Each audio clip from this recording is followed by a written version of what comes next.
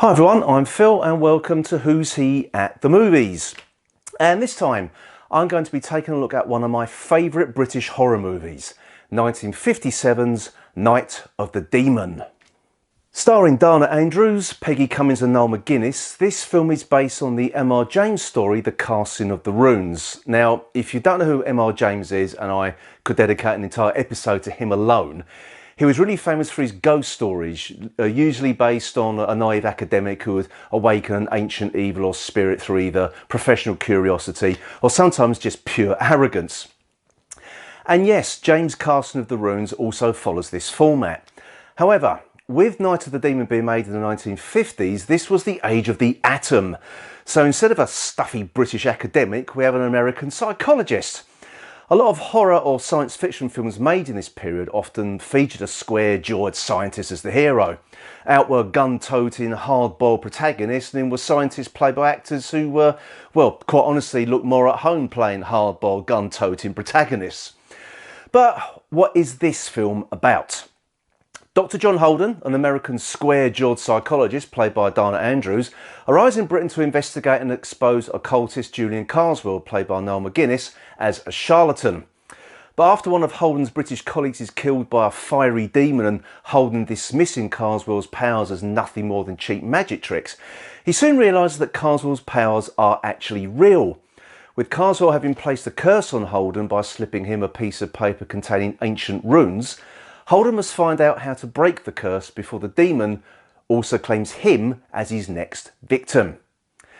Now, I bloody adore this film.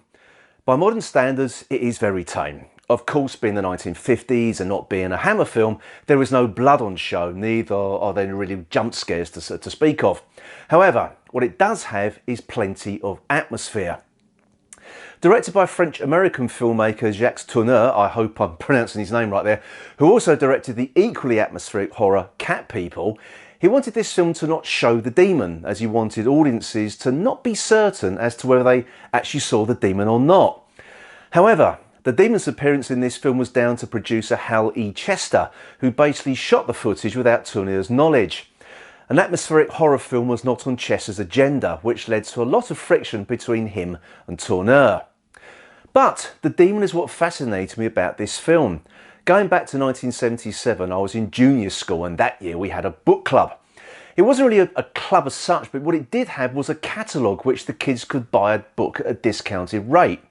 And I chose a book about horror films. Unfortunately, I no longer have this book and I can't even remember the name of it. But what I do remember is it was a paperback and featured numerous photographs of creatures from old horror films, mainly ones from the old RKO and Universal films, with a page dedicated to explaining what the monster was and what film it came from. And in the book was this picture of the demon.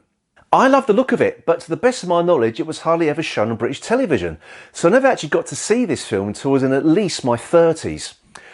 But when I did finally see it, I was mesmerised.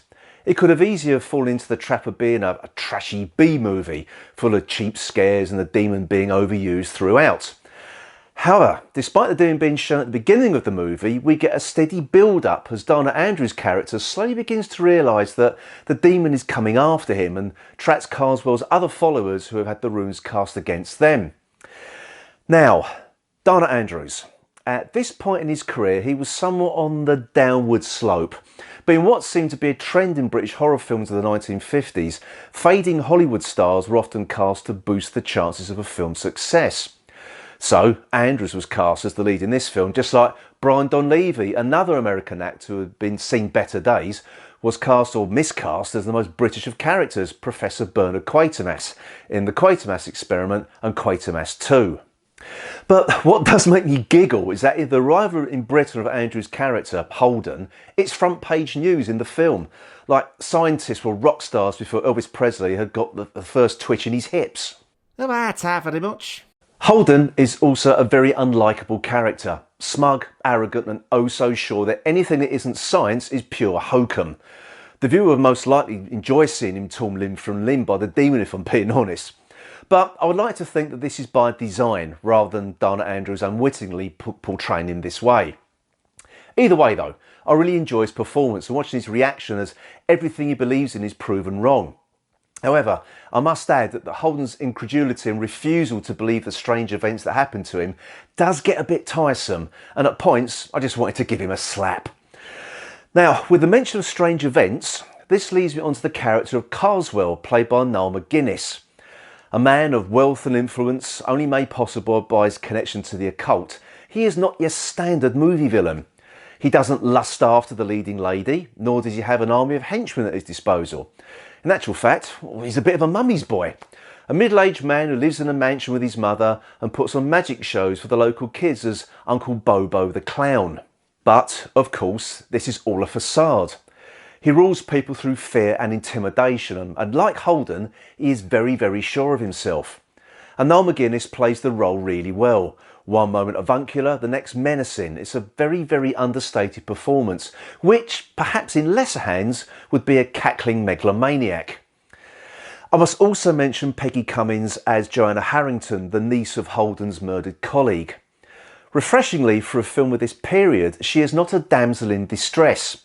Determined to get to the bottom of how her uncle died, she is headstrong and resilient and gets increasingly frustrated with Dana Andrews' character as he dismisses everything he is confronted with. Now, this film is also populated with various British character actors of the period, such as Percy Herbert, Liam Redmond and Reginald Beckwith. However, the one standout is Brian Wilde as Hobart. Yes, the Brian Wilde of Last of the Summer Wine and Porridge fame. Here he is one of Carswell's previous victims who managed to escape the curse placed upon him. Driven out of his mind by fear, Professor Holden tries to unlock Hobart's memories through hypnosis, which ultimately gives Holden the knowledge to rid himself of the curse placed upon him. Now, Brian Wilde gives an over-the-top hysterical performance, but in this film, that type of performance works. I mean, who wouldn't be driven mad with fear by a giant demon chasing after them? Now, which leads me finally to the demon itself. As I said at the beginning, the director did not want the demon to be shown, but was ultimately overruled by the film's producer. Now, while I do like the demon and remain fascinated by its image since I was a child, I do see the director's point. The still image I saw as a 7-year-old belies the fact that the demon was brought to life as a puppet. The close-up shots of the demon's face are quite effective, but when viewed from a distance as it chases its victims, it looks exactly what it is: a puppet. However, the use of sound and visual effects before the demon appears is extremely well done, and perhaps it might have been best to have left it at that. A huge ball of smoke and fire chasing its victim would, on its own, be just as scary as showing the demon itself. However, monsters put bums on seats, so I can also see the producer's point of view as well, as it makes for a striking image for the film's poster as well. So then, did this film actually put bums on seats? Well, unfortunately, it didn't exactly set the box office alight. Also, when released in America, it was cut from 96 minutes to 83 minutes and renamed Curse of the Demon. The reason for this was the film studio didn't want the film confused with another film of the time, Night of the Iguana. I really don't know why film studios seem to think US audiences were too stupid to tell films apart, just because the titles are similar or not being able to understand what a word means. For example, the James Bond film Licence Revoked had its title changed to Licence to Kill, because apparently no one in the US would know what the word revoked meant.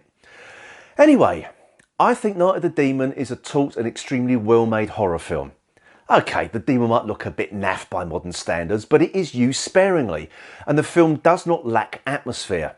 So, turn down the lights, settle back, and just enjoy a really good horror film from a more simpler time when scientists were front page news. Oh, and remember, don't accept slips of paper with runic symbols on them. Otherwise, you'll end up with a demon pursuing you through a copse. Or for those of you in America, chase through the trees.